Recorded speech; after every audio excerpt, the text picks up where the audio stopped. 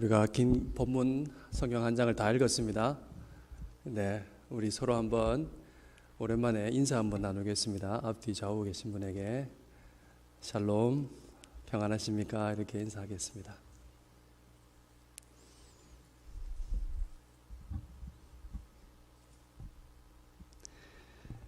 오늘은 우리가 다 알 법한 시로 시작을 해볼까 합니다.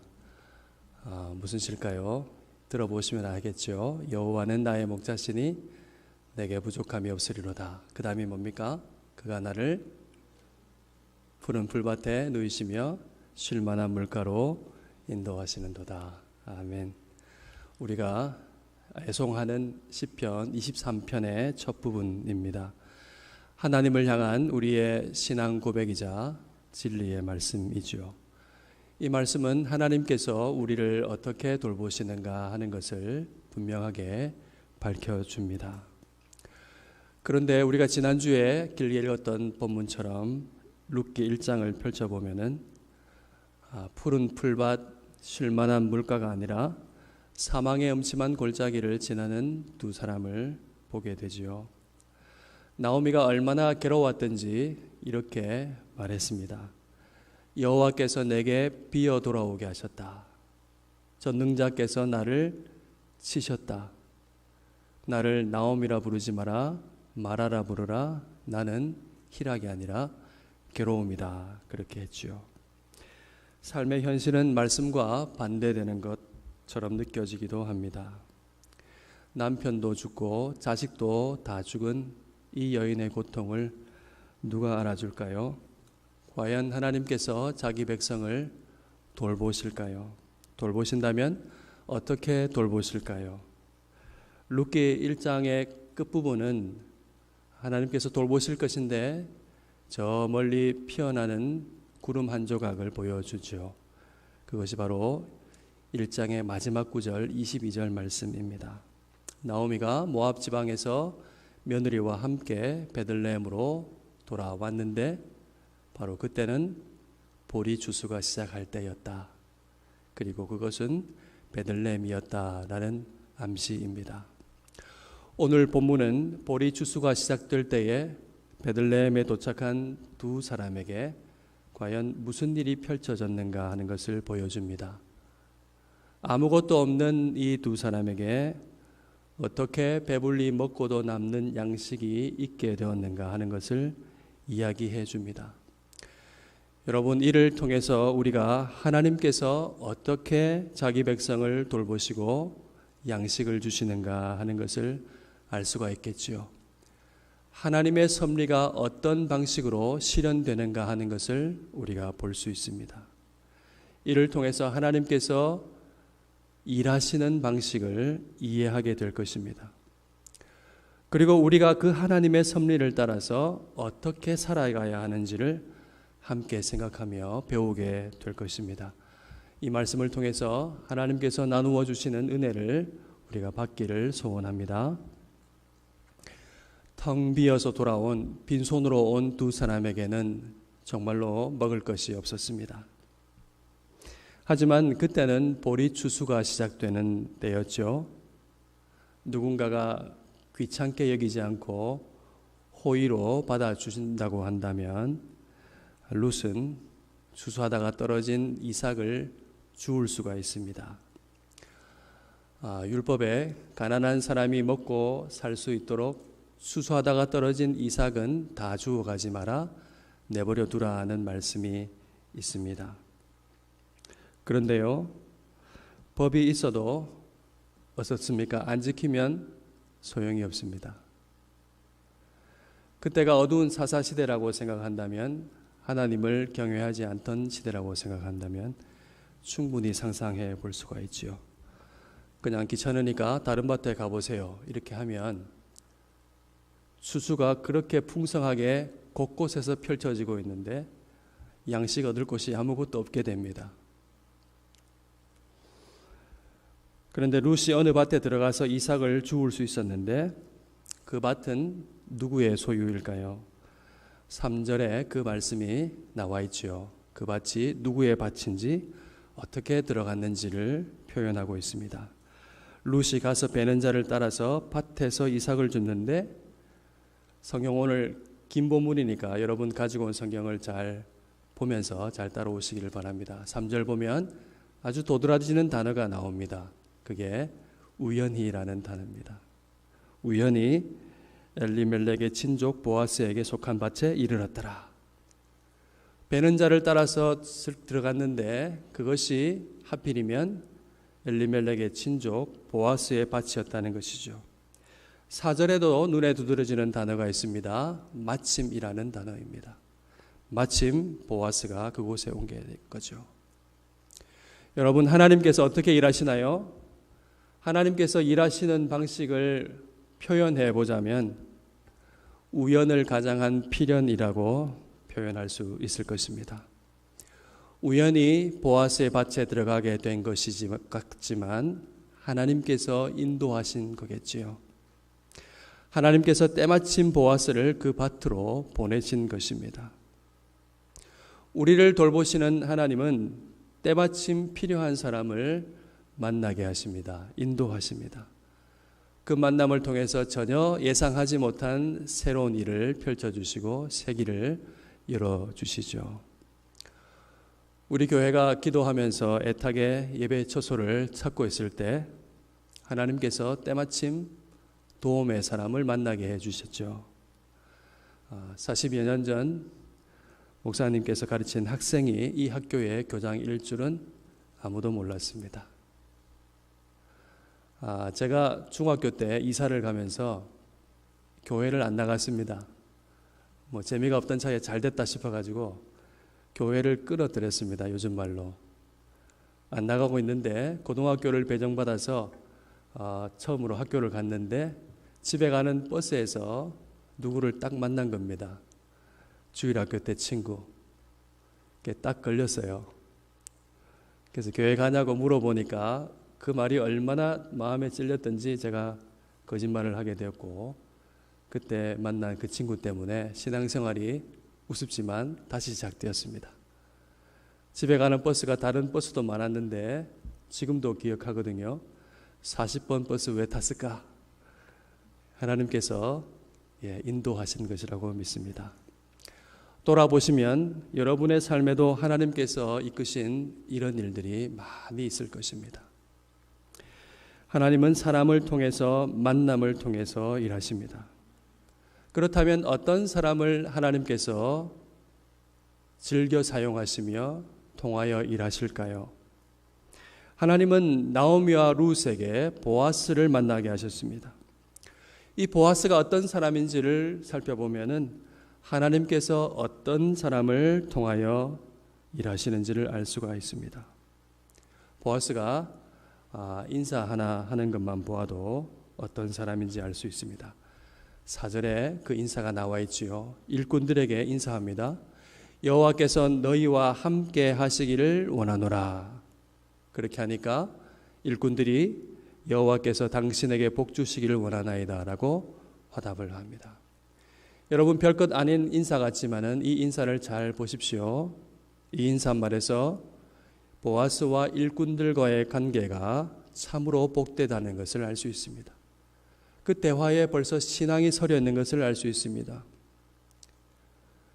이 주인 종들이 일을 하면서 주인이 올 때에 한번 상상해 봤거든요. 야, 주인 온다 이렇게 안 하는 거 있잖아요.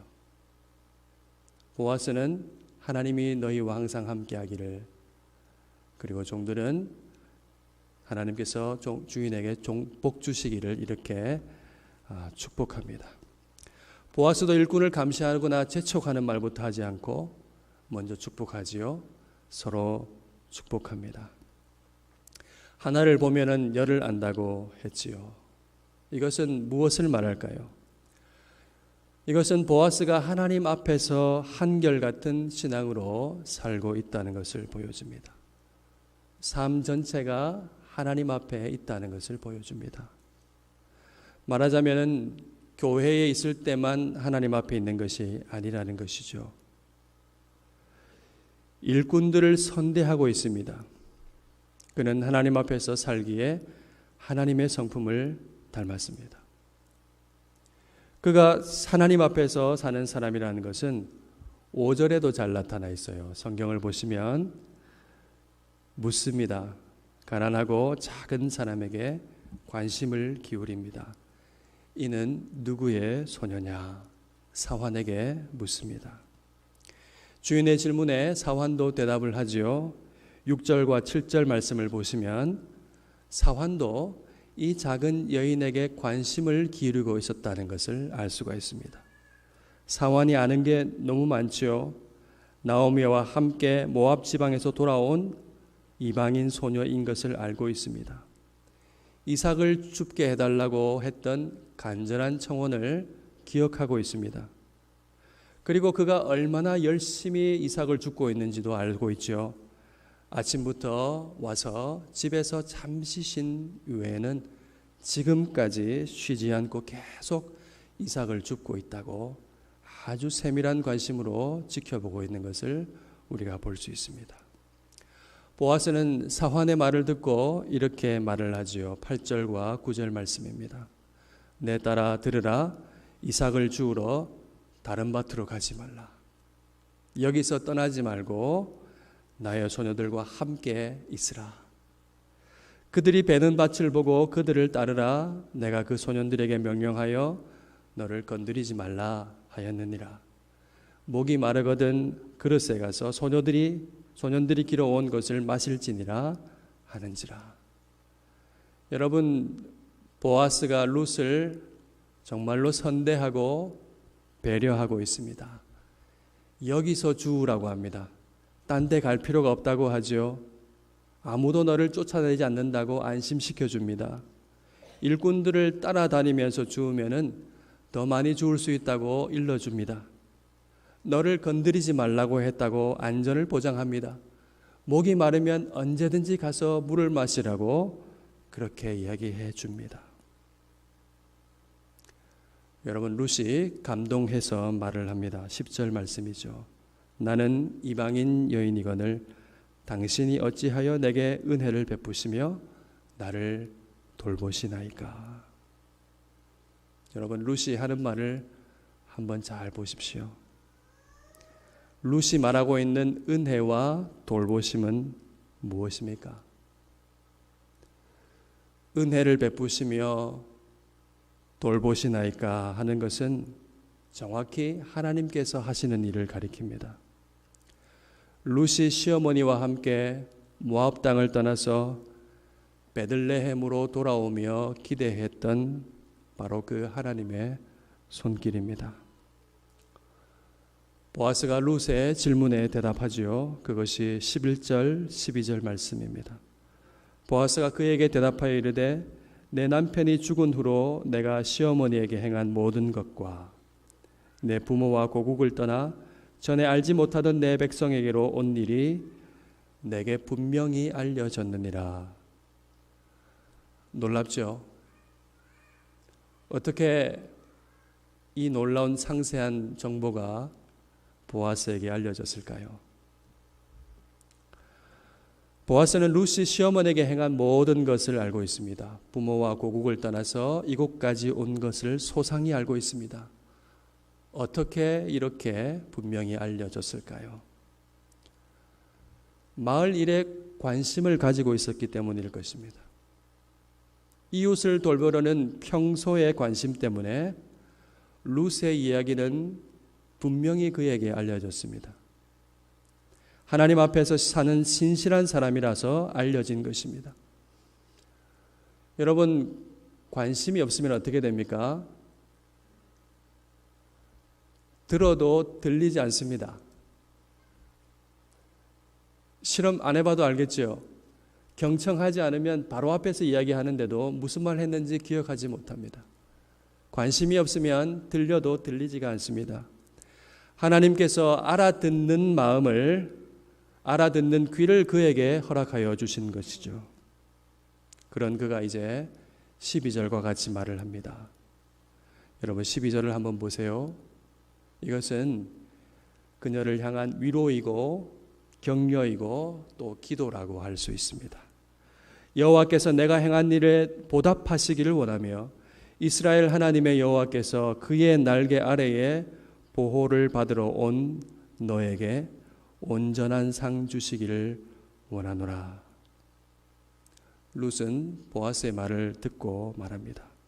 13절이죠. 내가 당신께 은혜 입기를 원하나이다. 나는 당신의 하녀 중에 하나와도 같지 못하오나 당신이 이 하녀를 위로하시고 마음을 기쁘게 하는 말씀을 하셨나이다. 여러분, 여호와의 돌보심이 어떻게 지금 이루어지고 있습니까? 지금 보아스를 통하여 이루어지고 있습니다. 그를 통해 이삭이 양식이 그에게 룻에게 주어집니다. 14절 말씀이죠. 식사할 때에 벌써 식사를 합니다. 양식을 먹게 되네요. 보아스가 룻에게 이르되 이리 와서 떡을 먹으며 내 떡 조각을 초에 찍으라 하므로 룻이 곡식 베는 자 곁에 앉습니다. 정말로 식사를 합니다. 마음껏 떡을 먹습니다. 그가 볶은 곡식을 주매 룻이 배불리 먹고 어떻게 되었습니까? 남았습니다. 식사를 같이 합니다. 볶은 곡식을 줍니다. 먹었고요. 그리고도 배불리 먹고도 남았습니다. 식사를 마치고 다시 일을 시작할 때 보아스는 또 종들에게 명령을 합니다. 이 그림은 양식을 더 내주는 그림이죠. 그에게 곡식 단 사이에서 죽게 하고 책망하지 말며 또 그를 위하여 곡식 다발에서 조금씩 뽑아 버려서 그에게 줍게 하고 꾸짖지 말라. 일부러 단에서 뽑아가지고 바닥에 버리라는 것입니다. 양식을 더 내주라는 것입니다. 그의 자비롭고 그런 관심과 배려로 말미암아 어떻게 되었습니까? 그것이 17절 말씀이죠. 룻이 밭에서 저녁까지 줍고 그 주운 것을 떠니까 보리가 한 에바쯤 되는지라. 이 한 에바가 22리터거든요. 그 대로 치니까 12대입니다. 한 말하고 2대가 남는 수량입니다. 여러분, 우리가 여기서 무엇을 봅니까? 우리가 하나님의 손길이 될 수 있다는 사실을 봅니다. 한 사람이 드리는 간절한 기도의 응답이 우리를 통해서 이루어질 수 있다는 것을 보게 됩니다. 나오미와 룻의 간절한 기도가 무엇이었겠습니까? 모압 땅을 떠나면서 베들레헴을 향하여서 그 길을 가면서 했던 기도, 여호와께서 그 백성을 돌보시사 양식을 주셨다 하는 소식을 듣고 그 땅을 떠나왔는데 떠나오면서 했던 기도가 뭘까요? 그리고 지금도 하고 있는 기도가 뭘까요? 여호와께서 자기 백성을 돌보시사 양식을 주셨다고 하셨으니 우리에게도 양식 주실 것을 믿습니다. 아니겠습니까? 그 기도의 응답은 어떻게 이루어졌습니까? 지금 보아스를 통해서 이루어졌습니다. 그러면 보아스를 통해서 어떻게 이루어졌습니까? 그 과정을 한번 볼까요? 먼저 보아스에게 룻이 분명히 알려졌습니다. 그러나 분명히 알려진 것으로 그쳤다면 이런 일은 없었을 것입니다. 그가 들어서 알고 있는 룻을 만나자 진심으로 위로하고 기도했습니다. 그러나 여기서 그쳐졌다면 이런 일은 일어나지 않았겠죠.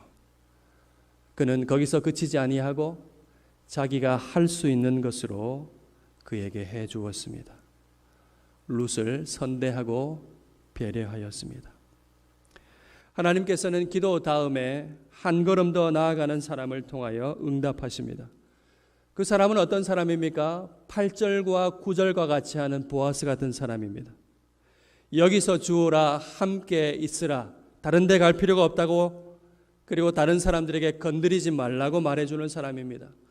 물을 마음껏 마실 수 있게 해주는 사람입니다. 그리고 15절, 16절과 같이 하는 사람이죠. 책망하지 말라고, 꾸짖지 말라고 2번이나 당부하는 사람입니다. 그를 위해서 많이 죽도록 일부러 단에서 곡식단을 빼어서 버리게 하라고 그렇게 말하는 사람입니다. 이렇게 행동하는 사람을 통해서 아무것도 없는 룻에게 배불리 먹고도 남는 양식이 생겼습니다. 룻과 나오미의 기도가 보아스를 통해서 응답되었습니다. 여호와께서 자기 백성을 돌보셔서 양식을 주신다는 소식을 들었는데 그 소식을 듣고 돌아왔더니 정말로 양식이 생겼습니다. 그리고 보아스의 기도도 조금씩 응답되고 있습니다. 보아스가 뭐라고 기도했나요?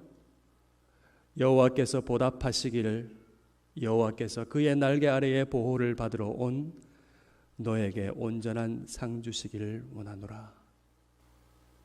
그가 했던 축복과 위로와 격려와 기도 그대로 앞으로 그는 그 자신을 통해서 이 기도를 이루어지게 할 것입니다. 여러분, 본문을 통해서 주께서 주시는 하나님의 뜻을 깊이 생각해 보기를 원합니다. 야고보서 2장 16절 말씀에 동일한 사례가 나옵니다. 너희 중에 누구든지 평안히 가라, 덥게 하라, 배부르게 하라 하며 그 몸에 쓸 것을 주지 아니하면 무슨 유익이 있으리요? 무슨 말씀입니까? 야고보 사도가 애타는 마음으로 말하는 것이죠. 그들이 놓치고 있는 것을 지적하는 말씀입니다. 그들은 위로했습니다. 축복했습니다. 격려했습니다. 형제가 평안히 가게 되기를 바랍니다. 배불리 먹게 되기를 바랍니다. 따뜻하게 되기를 바랍니다. 하나님께서 채워주실 것입니다. 라고 말하며 기도했습니다. 가난한 그 형제의 기도는 아시겠죠? 먹을 것을 주시옵소서. 우리 가족이 굶고 있습니다. 입을 것이 없어서 떨고 있습니다. 하나님 주시옵소서. 그런 기도였겠죠. 만약 그들이 이렇게 말만 하지 않고 그 순간에 먹을 것과 자기 옷을 내어주었다고 한다면 어떻게 될까요? 그 순간은 가난한 사람의 기도가 응답되는 순간일 것입니다. 그리고 그의 기도와 그들의 기도 속에 계신 하나님께서 실제로 먹을 것과 입을 것을 공급해 주시고 이제는 마음 편히 집으로 돌아갈 수 있는, 하나님께서 그와 함께 갈 수 있는 그 순간이었을 것입니다.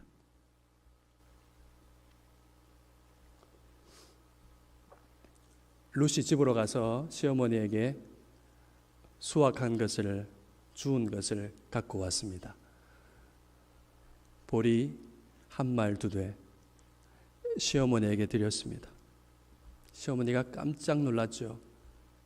이게 어디에서 난 거냐고, 어디서 일했냐고, 누가 너에게 일을 하게 만들어 주었냐고, 그 사람에게 복이 있기를 원한다고 그렇게 축복했습니다. 룻이 시어머니 말을 듣고 이렇게 말합니다. 오늘 일하게 한 사람의 이름은 보아스입니다. 나오미는 깨달았습니다. 여호와께서 자기를 버려주시지 아니하고 우리를 인도하셨고 함께 하신다는 사실을 알고 찬양합니다. 그가 여호와로부터 복받기를 원하노라. 그가 살아있는 자와 죽은 자에게 은혜 베풀기를 그치지 아니하는도다.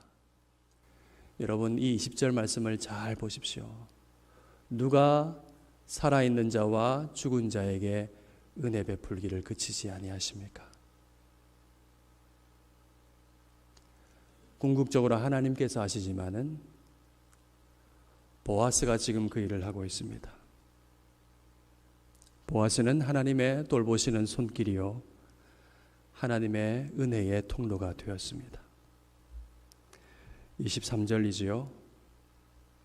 우리 같이 한번 읽어볼까요? 시작.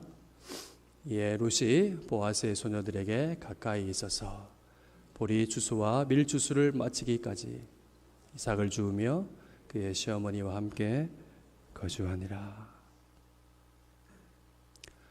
보아스로 인해서 밀 주수와 보리 주수가 맞춰지기까지 이삭을 주울 수 있었습니다. 밥을 먹을 수 있게 되었습니다. 그로 인해서 룻과 나오미 두 사람은 밥을 먹고 살 수 있었습니다. 그리고 그곳에 정주해서 살 수 있었습니다. 보아스는 23절이 가능하게 한 사람입니다. 삶이 끊어지지 않고 이어지게 했습니다. 궁극적으로 하나님께서 하시지만 하나님은 보아스를 통해서 일하셨습니다. 자기 소견에 옳은 대로 행하던 그 탐욕스러운 세상, 우상을 섬기는 시대에 자기 일만 사람들은 탐욕스럽게 돌보았겠죠. 그 어두운 시대에 하나님께서는 이 신실한 한 사람을 통해서 새 역사가 이루어지게 하셨습니다. 결국 그는 기업을 무르게 될 것이고 그의 이 충성스러운 인애와 헌신을 통해서 하나님의 위대한 구원의 역사가 이어지게 될 것입니다. 여러분, 성령께서 이 말씀을 통하여 하나님의 뜻을 깨닫게 하시는 줄 믿습니다. 수천 년 전에 율법으로 기록하여 주신 하나님의 뜻을 우리가 받들어야 하겠습니다. 하나님께서 함께 먹고 살도록 말씀하셨습니다. 레위기 19장 9절 10절 말씀입니다.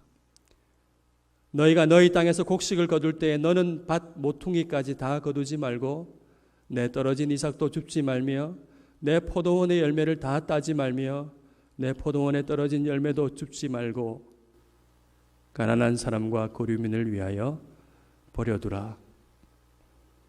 나는 너희의 하나님 여호와니라.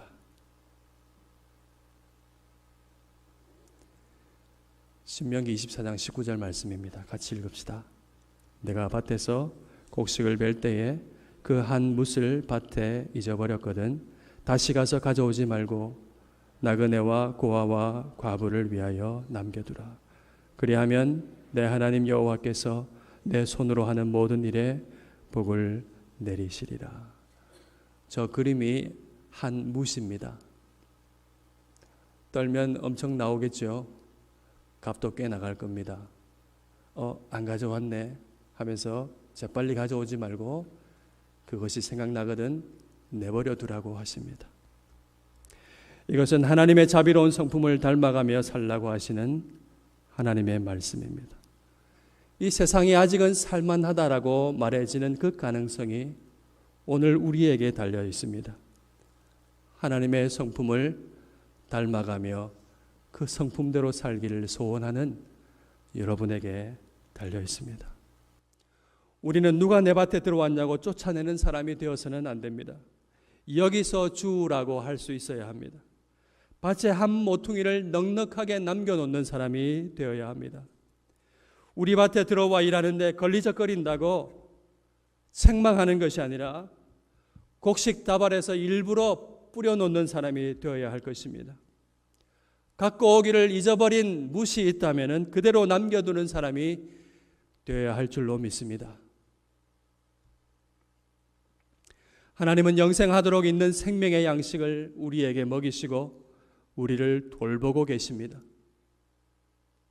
우리에게 예수 그리스도의 마음을 이식하시고 예수님처럼 사람을 살리는 생명으로 살게 하십니다. 하나님께서 우리에게 이 소명으로 살도록 부르셨습니다. 자기 몸을 십자가에 내어주시며 우리를 돌보신 주님을 깊이 생각하시기를 바랍니다.